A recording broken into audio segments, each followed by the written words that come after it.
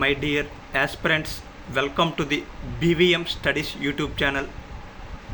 మనం శాతవాహనుల యుగంలోని ఇంతకు ముందు క్లాస్లో వారి యొక్క శిల్పాలు అలాగే వారి యొక్క విద్యా వ్యవస్థ ఏ విధంగా ఉంది అనేది చూసాం. ఇప్పుడు ఏంటంటే శాతవాహనుల యుగం లాస్ట్లో అయిపోయిందండి. శాతవాహన యుగం అంతటితో కంప్లీట్ అయితే అయింది. కాకపోతే తర్వాత 71వ పేజీలోని బిఎస్ఎల్ హనుమంతరావు సార్ పుస్తకంలో ఏంటిచ్చారంటే విదేశీ సంబంధాలు, ఆంధ్ర సంస్కృతి వ్యాప్తి. అంటే శాతవాహనుల కాలం నాటి ఎక్స్టర్నల్ అఫైర్స్, విదేశీ సంబంధాలు ఎలా ఉన్నాయి, మన ఆ విదేశీ సంబంధాల ద్వారా ఆంధ్ర సంస్కృతి, ఆ ప్రాంతాలలో ఏ దేశాలకైతే వ్యాపారం చేశారో వాళ్ళ దేశంలో ఆంధ్ర సంస్కృతి ఏ విధంగా వ్యాపించింది ఒక్కసారి మనం గమనిద్దాం. చూడండి, ప్రాచీన కాలం నుండి ఆంధ్రుడు నౌకాయానంలో ఆరితేరి విదేశాలతో సముద్రం మీదుగా వాణిజ్యం జరిపేవారు. చూడండి, మన వాళ్ళు ఇప్పుడు కాదండి, మనకి ఇప్పుడు కానించో సముద్రం మీద ప్రయాణించే ఆ క్యాలిబర్ మనలో ఉందండి, మన ఆంధ్రుల్లోని. అప్పట్ల మీద పడవల మీద పెద్ద పెద్ద వస్తువులు తీసుకొని వెళ్ళి ఇక్కడ కానించి అక్కడ వ్యాపారం జరుపుతూ ఉండేవారు అనమాట. ఆంధ్రదేశంలోని రేవు పట్టణాలు అవి జరుపుతున్న వాణిజ్యం పైన మనం వివరించాం. ఆల్రెడీ మనం గత క్లాసుల్లో చూసాం ఏ వస్తువులు ఆంధ్రదేశం కానించి ఇతర దేశాలకు ఎగుమతులు అవుతున్నాయి, ఇతర దేశాల కాంచి ఆంధ్రదేశం మనకు దిగుమతులు అవుతున్నాయి, ఈ వ్యాపారం వల్ల ఎక్కడ కాంచి జరిగేది, ఇదంతా మనకి ఏ పుస్తకంలో రాసి ఉంది, మనకు ఆధారాలు ఏంటి, ఇవన్నీ కూడా మనం చూసామండి. ఇక ఈ వాణిజ్యం ఒక్కటే కాదటండి, ఇక్కడ హైలైట్ టర్నింగ్ పాయింట్లు ఈ వ్యాపారం ఒక్కటే జరగట్లేదండి. రెండు దేశాల మధ్యన సాంస్కృతిక సంబంధాలు కూడా ఏర్పడ్డాయి. మన అలవాట్లు వాళ్ళు ఆచరించడం మొదలెట్టారు. వాణిజ్యంతో పాటండి బర్మా, ఇండోనేషియా, సింహళాలతో ఆంధ్ర సాంస్కృతిక సంబంధాలు నెలకొల్పింది. బర్మా అంటే మీకు తెలిసిందే, నేటి మయన్మార్నే బర్మా అని పిలుస్తారు. అలాగే ఇండోనేషియా అంటే మీకు తెలుసు. అలాగే సింహళతోనే మన ఆంధ్రులు ఈ వ్యాపారం చేయడంతో పాటు మన సంస్కృతిని అక్కడ విస్తరించి చేశారనమాట. ఆయా ప్రాంతాలలో మన వాళ్ళు వలస వెళ్ళి కొన్ని రాజ్యాలు స్థాపించారు. అంటే వాళ్ళది ఆంధ్రదేశం, అక్కడ పరిస్థితులు వాళ్ళకు అనుకూలంగా ఉండడం వల్ల ఇక్కడ కానించి అక్కడ మైగ్రేట్ అయిపోయారనమాట. వలస వెళ్ళిపోయి అక్కడ మన రాజ్యాన్ని స్థాపించి మన సాంప్రదాయ, మన సంస్కృతులు అక్కడ ప్రవేశపెట్టారనమాట. అంటే ఇప్పుడున్న బర్మాలో ఉన్న బౌద్ధం కానీ, సింహళలో ఉన్న బౌద్ధం కానీ ఎక్కడ కానించి వెళ్ళింది మన ఆంధ్రదేశం కానించి ఆ దేశాలకు ఇదయిందనమాట, మైగ్రేట్ అయ్యింది. అంటే దానికి మూలం ఎక్కడ ఇవన్నిటికంటే మన ఆంధ్రదేశం. మన ఎంత గొప్ప సంస్కృతి మన దగ్గర కాంచి ఇతరులు ఇంపోర్ట్ చేసుకుంటారంటే మనం ఆనాడు ఏ స్థితిలో ఉన్నాం ఒకసారి ఆలోచించండి. శాతవాహనుల కాలం నాటికి బర్మాలోని తైలంగులు రామన్న దేశం అనే రాజ్యాన్ని స్థాపించారు. అంటే ఇక్కడ ఏ పాయింట్లు ఏంటి చెప్తున్నారండి, శాతవాహనుల కాలం అంటే శాతవాహనుల టైం పీరియడ్ నాటికేనండి. బర్మా అంటే నేటి మయన్మార్లో మన తైలంగులు అంటే తెలుగు వాళ్ళని తైలంగులు అని పిలిచేవారు. రామన్న దేశం అనే ఒక పేరుతో ఒక రాజ్యాన్ని స్థాపించారు. దాని రాజధాని ఏంటండి అంశవటి. అంటే నేటి పెగునే అప్పుడు అంశవటి అని పిలిచేవారు అన్నమాట. పెగుని ఎలా పిలిచేవారండి, అంశవటి అని పిలిచేవారు. ఈ రాజ్యాన్ని రామన్న దేశం అనే రాజ్యం ఎక్కడ ఉంది, బర్మాని అప్పుడు మయన్మార్ని రామన్న దేశం అనే రాజ్యంగా స్థాపించారు. దాని రాజధాని అంశవటి, నేటి పెగుతో పోల్చవచ్చు. దీనికి ఉత్తరంగా శ్రీక్షేత్రం లేదా బనవాసి రాజ్యం ఏర్పడింది. దానికి ఇంకా ఉత్తరంగా అటండి మనకేంటంటే శ్రీక్షేత్రం లేదా బనవాసి రాజ్యం ఏర్పడింది. అంటే ఇది కూడా మన వాళ్ళు స్థాపించింది అని చెప్తున్నారు అన్నమాట. క్రీస్తు శకం 5వ శతాబ్దంలో ఈ రాజ్యాన్ని షాన్లాంలో అనే వ్యక్తి పాలించాడటండి. చూడండి,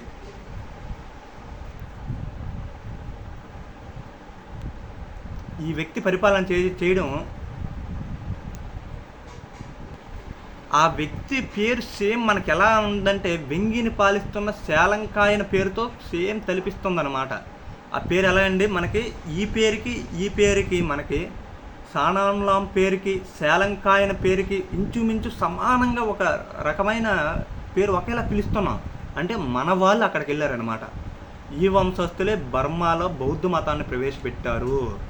అంటే మన శాలంకాయనులే మన శ్రీలంకాల టైం పీరియడ్ అప్పుడే బర్మాలో బౌద్ధ మతం ఈనాటికి ఇంత వచ్చ స్థితిలో బర్మాలో బౌద్ధ మతం ఉంది అనడానికి దానికి మూలం ఎవరు అంటే మన ఆంధ్రులు.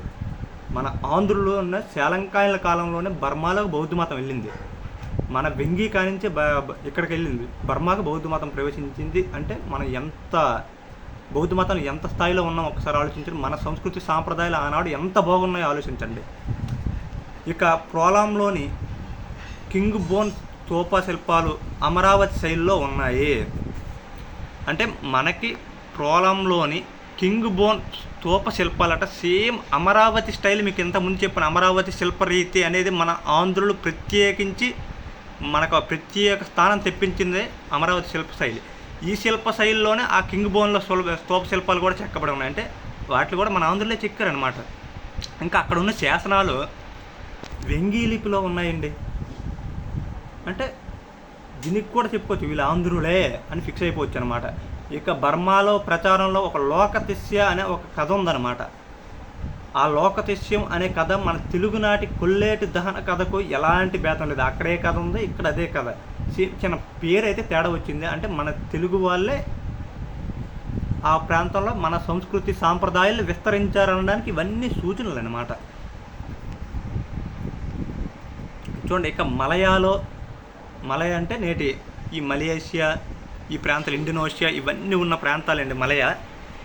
ఈ మలయాలోనే విదేశీయులను క్లింగ్ అనడాన్ని బట్టి అచ్చటి కళింగ దేశం నుండి ముఖ్యంగా పాలూరు రేవుపట్టణం నుండి వలస వెళ్ళుంటారు. అంటే మలయాలోని విదేశీయులను ఏ పేరుతో పిలుస్తారంటే క్లింగ్ అని పిలుస్తారనమాట. దాన్ని బట్టి మన కళింగ దేశం నుండి పాలూరు రేవుపట్టణం బట్టి ఇక్కడ కానించి వెళ్ళి ఉంటారని చెప్తున్నారు అనమాట. అంటే అక్కడ కూడా మలయాలో కూడా మన ఆంధ్రులే వెళ్ళారు. అంటే మన నేటి ఈ శ్రీకాకుళం, విజయనగరం, గంజాం డిస్ట్రిక్ట్ల నుంచి ఆంధ్రులు ఎక్కడికి మలేషియాకి వలస వెళ్ళారనమాట. అక్కడికి వెళ్ళి మన బౌద్ధ మతాన్ని విస్తరించారనమాట. ఇది బహుశా దంతపురిలో శాన్స్కోలో దొరికిన బుద్ధ విగ్రహాలు బుద్ధం బాపట్ల తాలూకు విగ్రహాలను పోలి ఉన్నాయి. అంటే అక్కడ దొరికిన బుద్ధ విగ్రహాలు ఇక్కడ మన బాపట్లలో దొరికిన విగ్రహాలు సేమ్ ఆర్కిటెక్చరు. అంటే మలేషియాలో కూడా మన వాళ్ళే బౌద్ధ మతాన్ని విస్తరించి మన సంస్కృతి సాంప్రదాయాన్ని ఆ ప్రాంతంలో విస్తరించారు అని మనం చెప్పుకోవచ్చు. ఇక అక్కడున్న లిగర ఆలయాలకు ఇక్కడున్న ఉండవల్లి గుహలకు పోలిక కూడా ఉందన్నమాట. ఏంటండి ఆ ఇండోనేషియా ప్రాంతంలో, మలేషియా ప్రాంతంలో లిగర ఆలయాలు ఉన్నాయి కదండి. లిగర ఆలయాలు చాలా ఫేమస్ అనమాట. సేమ్ మన ఉండవల్లి గుహలు ఎలాగుంటే దాన్ని తగ్గట్టుగా వాళ్ళు నిర్మించారు అక్కడ. ఇచ్చట వెంగీ లిపిలో కూడా ఇక్కడ కూడా శాసనాలు దొరికాయి. అంటే చూడండి, అక్కడ బౌద్ధ మతం ఇప్పుడంటే ఉచ్చ స్థితిలో ఉంది ఆ ఏరియాలోని. దానికి మూలం కూడా మన ఆంధ్రులు అని చెప్పడం మనకెంత గర్వంగా ఉంది చూడండి. దానికి మనం ప్రూఫ్స్ కూడా ఉన్నాయి కదండి. వెంగీ లిపిలో అక్కడ శాసనాలు దొరికాయి, లిగర ఆలయాలకి ఇక్కడ గుహలకు పోలు ఉన్నాయి. మన బాపట్ల బుద్ధ విగ్రహాలకి అక్కడ ఉన్న ప్రాంతంలోని బుద్ధ విగ్రహాలు సేమ్ ఒకేలా ఉన్నాయి. ఇవన్నీ ఇంకేంటంటే ఈ పాలూరు కానించి అక్కడ వలస వెళ్ళారు కానీ ఈ పాలూరు ఎక్కడో లేదండి, మన గంజాం జిల్లాలో ఉంది. గంజాం అంటే ఇప్పుడంటే ఒడిస్సాలో కలిసిపోయింది. ఇక అశోక్ని ఇంకా సింహలం కాంచి మనకి ఎలా జరిగాయి ఇప్పుడు వరకు. ముందు బర్మా చూసాం, ఆ తర్వాత మలేషియా, ఇండోనేషియా చూసాం. ఇప్పుడు సింహలాకి మధ్యన మనకి ఎలాగ సింహలం అంటే నేటి శ్రీలంక మధ్యన ఆంధ్రులు అక్కడికి వెళ్ళారండి. ఈ తమిళియన్స్ వీళ్ళేటి కాదండి, ఆంధ్రుల బౌద్ధ మతాన్ని ఇప్పుడు సింహలా బౌద్ధం అంటే ఆంధ్రులే గుర్తుకు రావాలి. అంత స్థితికి తీసుకెళ్లారండి మన ఆంధ్ర బౌద్ధులు. అంటే అశోకుని కాలం నుండే మనకి ఎవరికండి సింహలం, శ్రీలంక వాళ్ళకి ట్రాన్స్పోర్టేషన్ ఉండేది మధ్యన. సింహలాన్ని సమఖ్యం చేసి పాలించిన విజయుడు ఆంధ్రదేశం నుండి వడ్రంగులను రప్పించి నౌకలు నిర్మించినాడనే కథ అక్కడ ప్రచారంలో ఉంది. ఎవరండి సింహలాన్ని మొత్తం సింహలాన్ని చిన్న చిన్న ముక్కలుగా ఉండేది. అదంతా ఒక రాజు జయించి ఆ రాజు ఏడు చేశాడంటే విజయుడండి అతని పేరు. ఆ విజయుడు అనే రాజు నౌకా బలాన్ని పెంచుకోవడానికి, నౌకలు నిర్మించుకోవడానికి మన ఆంధ్రులు కానించి ఆంధ్రులు అక్కడికి ఇంపోర్ట్ చేసుకుని వాళ్ళ ద్వారా ఇవి నిర్మించాడు. అంటే ఆంధ్రులు ఆ రోజుల్లో ఎంత వడ్రంగులు, ఎంత మేటి పనివంతులో చూడండి. ఇంకో దేశం వెళ్ళి మనల్ని రప్పించుకొని అక్కడ పని చేయించుకోవడానికి మనల్ని ఎంత గొప్ప మేధావులు. ఇక దుత్తగామిని అనురాధపురంలో నిర్మించిన స్తూప ఆవిష్కరణ సందర్భంలో కృష్ణా ముఖద్వారంలో పల్లవ బొగ్గ నుండి వేలాది కొలది బౌద్ధ భిక్షువులు హాజరైనారని మనకి మహావంశం తెలుపుతుంది. దుత్తగామిని అనే ఒక శ్రీలంక రాజు అనురాధపురం అనే శ్రీలంకలో అనురాధపురం ఉందండి. అక్కడ ఒక పెద్ద స్తూప ఆవిష్కరణ చేశాడనమాట బౌద్ధులకి. అదే టైంలో అసలు బౌద్ధులు అంటే ఆంధ్ర ప్రాంతం. ఇక్కడికి ఇన్విటేషన్ పంపిస్తే ఇక్కడ కానించి లక్షలాది బౌద్ధులు వెళ్ళారండి. ఎక్కడండి? ఈ పల్లవ బొగ్గ నుండి ప్రాంతం నుండి లక్షలాది మంది బౌద్ధులు హాజరయ్యారు అనేసి మనకి ఎలా తెలిసిందండి? మహావంశం అనే గ్రంథం వాళ్ళు తెలిసిందండి. బౌద్ధం గురించి మనకు మనం తెలుసుకోవాలంటే మహావంశం, దీపవంశం, ఆంధ్ర బౌద్ధం గురించి చాలా ఇంపార్టెంట్ గ్రంథాలండి. మన దగ్గర అంత పెద్ద సమాచారం లేకపోయినా వీటిల్లో మనకు సంబంధించిన సమాచారం అక్కడ ఉంది. దీన్ని ఏ ద్వారా తెలిసింది? మహావంశం అనే గ్రంథం ద్వారా తెలిసిందండి. ఇక్కడ లక్షలాది మంది అక్కడికి వెళ్ళారనేసి ఆ స్తూపావిష్కరణ కోసం. ఇక నాగార్జున కొండలో ఏ ప్రాంతంలో అండి? నాగార్జున కొండలో నటండి సింహళ బౌద్ధులకు ప్రత్యేకించి సింహళ విహారాన్ని కూడా ఆ రాజు ఏర్పాటు చేశాడు. అంటే సింహళ బౌద్ధులు ఇక్కడికి వచ్చి ఉండేవారు అనమాట. వాళ్ళకి సంబంధించిన ఉండడానికి ఒక ఇల్లుని, పెద్ద బిల్డింగ్ని కట్టాడండి సింహళ రాజు. అది ఏ ప్రాంతంలో కట్టాడంటే నాగార్జున కొండ అనే ప్రాంతంలో నిర్మించాడండి. ఆ విహారం పేరు సింహళ విహారం. ఇక ఆచార్య నాగార్జునుడు దర్శించిన నాగలోకం సింహళం అని కొందరి అభిప్రాయం. మన ఆచార్య నాగార్జున వారు నాగలోకం అనే దాన్ని దర్శించడానికి వెళ్ళారండి. ఆ నాగలోకం ఎక్కడ ఏ ప్రాంతం అయ్యి ఉండొచ్చు అని భావిస్తే అది నేటి శ్రీలంక అయ్యి ఉండొచ్చు అని చెప్పొచ్చు. అంటే నాగలోకం ఎక్కడ ఏదో కాదు, సింహళ నుంచి మనం చెప్పొచ్చు. అలాగే ఆర్యదేవుడు సింహళ రాజైన వహరతిష్ణ తన దేశానికి ఆహ్వానించి గౌరవించినాడట. ఎవరినండి? ఆచార్య నాగార్జునుడు తర్వాత గురుపీఠాన్ని అధిరోహించిన ఆర్యదేవుడిని సింహళ రాజైన వహరతిష్ణ వాళ్ళ దేశానికి ఆహ్వానించి గౌరవించాడనమాట. అంటే బౌద్ధానికి ఎంత గౌరవించారు శ్రీలంకలో, అది మన వాళ్ళ దగ్గర కానీ చెల్లింది కాబట్టి మన గురువులు పిలిపించి వాళ్ళు సత్కరించేవాళ్ళు అనమాట. ఆంధ్రదేశం నుండి దిగుమతి అయిన ప్రాకృతం భాషలోనే సింహళలో త్రిపీఠకాలు నెలకొన్నాయని, అంటే వాళ్ళు రాసుకున్నారని వోల్డెన్బర్గ్ అభిప్రాయం. వోల్డెన్బర్గ్ అనే ఒక హిస్టోరియన్ అభిప్రాయం ప్రకారం ఏం చెప్తున్నాడంటే సింహళలో అంత మంచి దీపవంశం, మహావంశం గ్రంథాలు అంత క్షుణ్ణంగా రాసుకుంటారు కదండి, అవన్నీ ప్రాకృత భాషలో రాసుకుంటారు. వీళ్ళకి ప్రాకృతం ఎక్కడ కాంచి వెళ్ళిందంటే ఇది కూడా ఆంధ్రదేశం కాంచే దిగుమతి అయ్యిందనేసి మనకి ఎవరండి? వోల్డెన్బర్గ్ గారు అభిప్రాయపడ్డారు.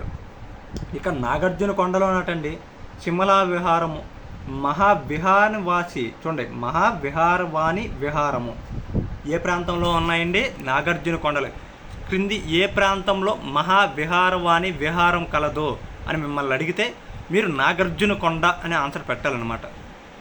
సింహళ ఘోషుడు అంటే సింహళ ప్రభు ఎవరైతే ఉన్నారో అంటే శ్రీలంక రాజు, ఈ ప్రభులు ఈ విహారాలకి దాన ధర్మాలు కూడా చేసి పోషించేవారు అనమాట. ఎందుకంటే చాలామంది బౌద్ధం అక్కడ కాంచి సింహళ బాగా ఫేమస్ అయ్యి ఉంది కాబట్టి చాలామంది బౌద్ధులు ఆంధ్ర బౌద్ధానికి దేవాలయం లాంటిది కాబట్టి అక్కడ కాంచి బౌద్ధులు ఇక్కడికి వచ్చేవారు అనమాట. ఇక్కడికి వచ్చేదానికి వాళ్ళకి సింహళ రాజు కొన్ని ఏర్పాట్లు చేసేవాడు. ఆ ఏర్పాట్లలో భాగంగా ఇవి నిర్మించారనమాట. వీరి ప్రోత్సాహంతోనే బుద్ధఘోషుడు 5వ శతాబ్దంలో సింహళకు వెళ్ళి పాలీ గ్రంథాలను భారతదేశానికి తెచ్చి ఉంటాడు. అంటే బుద్ధఘోషుడు 5వ శతాబ్దం నాటి వ్యక్తి అండి ఇతను. ఈ 5వ శతాబ్దం బుద్ధఘోషుడు సింహళానికి వెళ్ళాడు. అక్కడ కాంచి పాలీ గ్రంథాలు భారతదేశానికి తెచ్చిన వ్యక్తి ఎవరు? సింహళలోనే చెప్పాను ఆల్రెడీ మంచి మంచి గ్రంథాలు రాయబడ్డాయి. దీపవంశం, మహావంశం అనే గ్రంథాలు రాయబడ్డాయి. అవి తీసుకొని వచ్చిన వ్యక్తి ఎవరు? ఇక్కడ భారతదేశానికి అవి పరిచయం చేసిన వ్యక్తి ఎవరంటే మనకి బుద్ధఘోషుడు. ఈ బుద్ధఘోషుడు ఎవరి ప్రోత్సాహం? అక్కడ ఉన్న సింహళ ప్రభువులు కూడా ఇతను ఆదరించిన, ఇతను రమ్మని పిలిపించడం వల్ల ఇతను వెళ్ళి అక్కడ ఉన్న మంచి మంచి గ్రంథాలు మన దగ్గర కూడా తీసుకుని వచ్చాడు అనమాట. ఇక ప్రథమ శతాబ్దం అంటే 1వ శతం క్రీస్తు శకం 100 కాంచి 100 సంవత్సరం ప్రథమ శతాబ్దం అంటారు. కౌండన్యుడు అనే ఆంధ్ర బ్రాహ్మణుడు అటండి ఇండో చైనాలో ప్రవేశించాడు. ఎక్కడికండి? కౌండన్యుడు ఎక్కడికి వెళ్ళాడండి? నేటి చైనాకి వెళ్ళాడండి. అంటే ఇంచుమించు చైనాలో కూడా మన చైనాలో బౌద్ధ మతం ఉండడానికి కూడా మూలం కూడా మన ఆంధ్రులే. మన ఆంధ్ర బౌద్ధం అక్కడ వెళ్ళి విస్తరించిందండి. ఎందుకంటే అందువల్ల ఆంధ్రుల మీద ప్రయోగాలు ఇచ్చేయడానికి వాళ్ళ ఎలాగ ఈ బౌద్ధ మతం ఎలా పుట్టింది ఎలా పరిశీలించడానికి చాలామంది చైనా యాత్రికులు మన ఆంధ్రదేశానికి వచ్చారు. హ్యుయన్ సాంగ్ కానీ ఇత్సింగ్ కానీ ఇలాగ అందరూ ఒక ముగ్గురు నలుగురు వచ్చారండి చైనా యాత్రికులు. వాళ్ళు వచ్చి ఇక్కడ ఆంధ్రదేశంలో బౌద్ధ మతానికి సంబంధించి ప్రతి వివరాన్ని క్షుణ్ణంగా పరిశీలించారు. ఎందుకంటే బౌద్ధ మతానికి వాళ్ళ దేశానికి వెళ్ళడానికి కారణం కూడా మన ఆంధ్రులు. అదేనండి వాళ్ళ దేశానికి ఇంపోర్ట్ చేసిన ఆంధ్రుడు ఎవడు అంటే కౌండన్యుడు. ఈ ఆంధ్ర బ్రాహ్మణుడండి తర్వాత బౌద్ధ మతాన్ని స్వీకరించి ఈ మతాన్ని అక్కడ ప్రచారం చేశాడండి. ఇతను ప్రవేశించి అచ్చట సోమ అనే నాగరాణిని పెండ్లాడి కౌండన్య సోమ అనే వంశాన్ని స్థాపించాడు. చూడండి, ఈ కౌండన్యుడు సింహళ అక్కడ చైనాకి వెళ్ళి అక్కడ ఒక నాగరాణిని పెళ్లి చేసుకుంటే ఆవిడ పేరు సోమ. వీళ్ళిద్దరి పేరు కలయికతో ఒక రాజ్యాన్ని స్థాపించారండి. ఆ రాజ్యం పేరు ఎక్కడైనా చైనాలో స్థాపించిన రాజ్యం పేరు ఏమిటంటే కౌండన్య సోమ అనే ఒక వంశాన్ని స్థాపించారన్నమాట. ఈ వంశస్థులే చంప కాంబోజా రాజ్యములు సైతం జయించి పాలించారు. మీకు చంప అంటే నేటి కర్ణాటక, కాంబోజా అంటే మనకి ఇంచుమించు జమ్మూ కాశ్మీరు, ఆఫ్ఘనిస్తాన్ ఈ ఏరియాలో. ఈ కౌండన్య సోమ వంశస్థులు మనోడు స్థాపించిన మూల పురుషుడు మన ఆంధ్రుడు. వీళ్ళు స్థాపించిన ఈ వంశస్థులే ఈ ప్రాంతాల్లో కూడా జయించారనమాట. మన భారతదేశంలో ఉన్న కాంబోజా, చంప అంటే బెంగాల్ ప్రాంతం అనమాట. కాంబోజా దేశానికి తెలుగులో ప్రచారంలో ఉన్న కాంబోజా రాజు కథకు సంబంధం పరిశీలించవలసి ఉందన్నమాట. అంటే ఈ ఆఫ్ఘనిస్తాన్ దేశానికి తెలుగులో ప్రచారం ఉన్న కాంబోజా రాజు కథకు కూడా మనకు ఒక సంబంధం ఉంది. ఈ రాజ్యాలు నేలిన రాజుల పేర్లు వెంగి నేలిన శాలంకాయన విష్ణుకుండీలు వంశాలలోని రాజుల పేర్లు పోలి ఉన్నాయి. అంటే సేమ్ పేర్లతో అక్కడ ఉన్నారనమాట. మన పేర్లు అక్కడ పెట్టుకున్నారు. ఏదో చైనా పేర్లు లేదా వెరైటీ పేర్లు పెట్టుకోవచ్చు కదా, కానీ మన వాళ్ళు కాబట్టి మన మీద మక్కువ కాబట్టి మన పేర్లు అక్కడ పెట్టారనమాట. ఇక వీరు ధర్మ మహారాజాది రాజ బిరుదు ధరించారు. సేమ్ మన వాళ్ళు కూడా మహారాజాది రాజా బిరుదు ధరిస్తారు, కానీ సేమ్ అంటే వీళ్ళు కూడా అక్కడ బౌద్ధ మతాన్ని ప్రవేశపెట్టి మన సంస్కృతిని విస్తరించిన వాళ్ళు కూడా అంత పెద్ద సంస్కృతి విస్తరించడానికి చైనాలో కూడా విస్తరించడానికి గల కారణం మూల పురుషులు మన ఆంధ్రులు అని చెప్పుకోవడం చాలా గర్వకారణం అండి. ఇక వేదంగాది విద్యలు సేమ్ మనోళ్ళు అయితే వేదాలు ఇప్పుడు మనం భారతీయులే కాదు వాళ్ళు కూడా మన వేదాలు చదివారు. మనోళ్ళు అక్కడికి వెళ్ళి ఇంపోర్ట్ చేశారు ఇవన్నీ.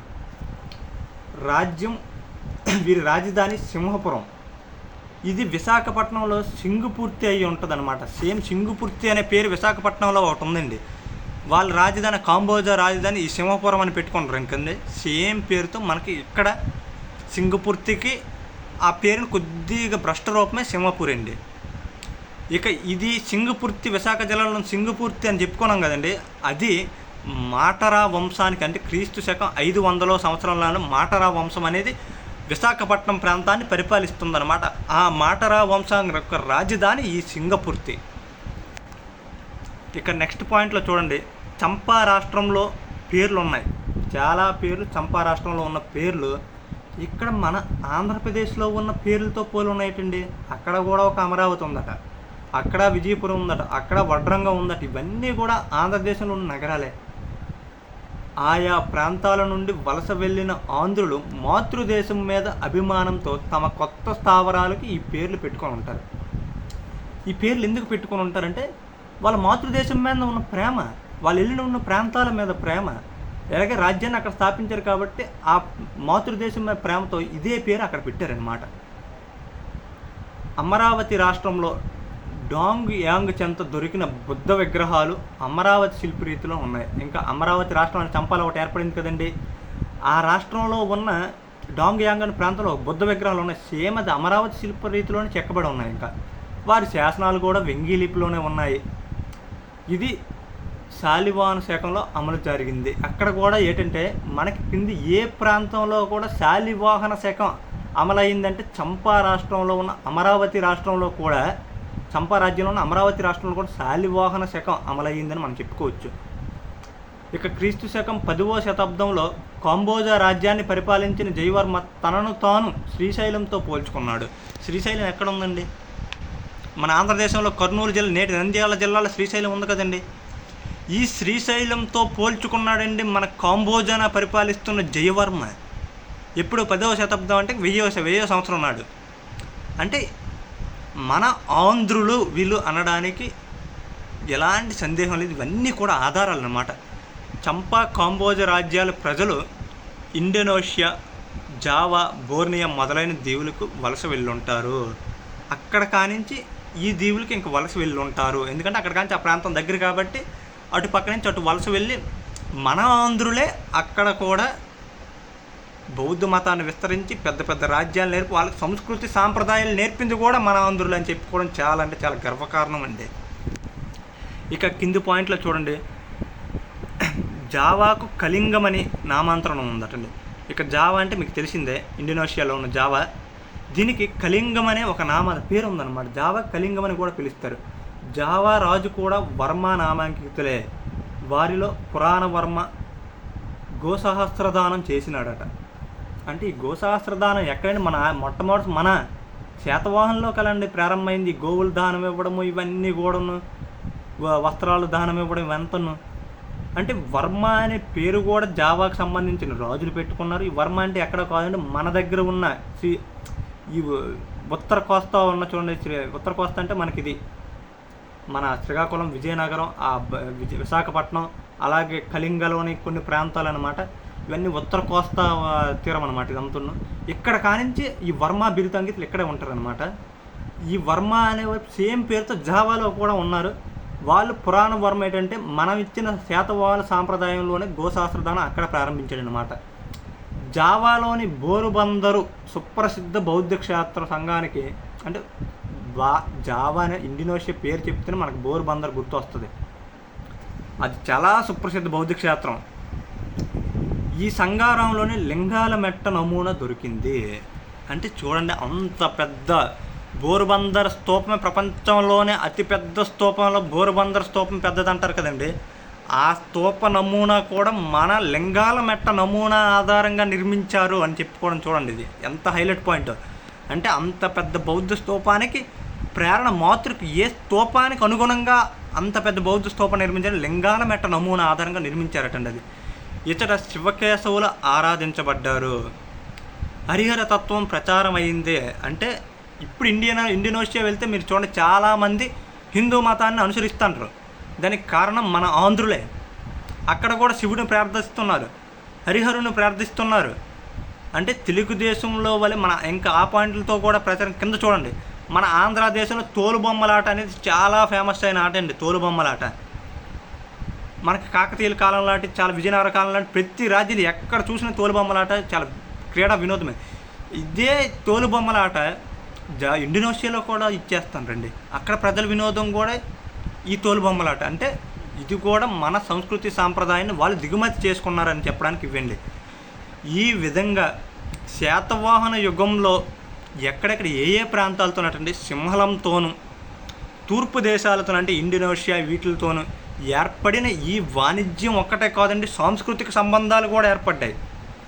ఈ సాంస్కృతిక సంబంధాలు రెడ్డి విజయనగర రాజుల వరకు కొనసాగాయి. రెడ్డి విజయనగర రాజుల వరకు కొనసాగడం కూడా కారణం శాతవాహనుల కాలంలో ఆంధ్రులు ఏర్పాటు చేసిన ఈ సాంస్కృతిక సంబంధాలు ఆ టైం వరకు కూడా కొనసాగాయి అన్నమాట. అంటే ఇప్పుడు కూడా భారతదేశం తన చుట్టూ ఉన్న ప్రాంతాలతో వ్యాపార వాణిజ్యాలు చేస్తూ ఇప్పుడు ప్రజెంట్ భారతదేశం కూడా కొత్త వ్యూహం అనుసరిస్తుంది కానీ నరేంద్ర మోదీ ప్రభుత్వం. ఇవన్నీ దేశాల్లో మన సంస్కృతి సాంప్రదాయం విస్తరించడానికి, మన దగ్గరున్న దేశంలో విస్తరించడానికి మన ఆంధ్రులు ప్రధాన పాత్ర పోషించారనేది మనం చెప్పుకోవచ్చండి. ఇంతటితోనే మనకి శాతవాహన యుగం బిఎస్ఎల్ హనుమంతరావు సార్ పుస్తకంలో ఉన్న పిన్ టు పిన్ పాయింట్ మీకు చెప్పడం జరిగింది. శాతవాహనుల యుగం ఇంతటితో కంప్లీట్ అయ్యింది. ఇప్పుడు శాతవాహనుల యుగంలో నుంచి మనకి గత గ్రూప్ 2 పేపర్లో ప్రీవియస్గా ఏ బిట్లు వచ్చాయి మీకు పేజీ నెంబర్తో కలిపి మేము వివరించడం జరుగుతుంది. నెక్స్ట్ క్లాస్లో అదే చెప్తాను. పాతగా ప్రీవియస్ గ్రూప్ 2 పేపర్లో బిఎస్ఎల్ హనుమంతరావు సార్ పుస్తకం నుంచి శాతవాహనుల యుగం నుంచి వచ్చిన ప్రతి బిట్టు కూడా మీకు, ఆ యుగం నుంచి వచ్చిన ప్రతి బిట్టు కూడా బిఎస్ఎల్ హనుమంతరావు సార్ పుస్తకం కానీ వచ్చిందండి. మీరు ఈ క్లాసు కానీ అన్ని క్లాసులు మనకు చెప్పిన అన్ని క్లాసులు మీరు క్షుణ్ణంగా చదవగలిగితే మీరు ఒక్క బిట్టు కూడా నష్టపోయిన విధంగా చెప్పామండి ఈ క్లాస్ని. దయచేసి గమనించాలి, సీరియస్ యాస్పిరెంట్లు ఎవరు కూడా మిస్ చేసుకోకండి. మీరు నోట్స్ కావాలంటే నోట్స్ రాసుకోండి. మన క్లాసులు కానీ మీకు నచ్చితే మీ ఫ్రెండ్స్కి తెలియచేయండి. వాళ్ళకు కూడా ఇవి వాళ్ళకు కూడా చాలా ఉపయోగపడతాయి. ఎందుకంటే అందరం కూడా కోచింగ్లు తీసుకోలేము కదండి. ఫ్రీగా యూట్యూబ్లో నాకు తెలిసినంత వరకు నేను చెప్తున్నాను.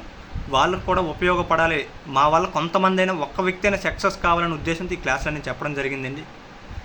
ధన్యవాదాలండి.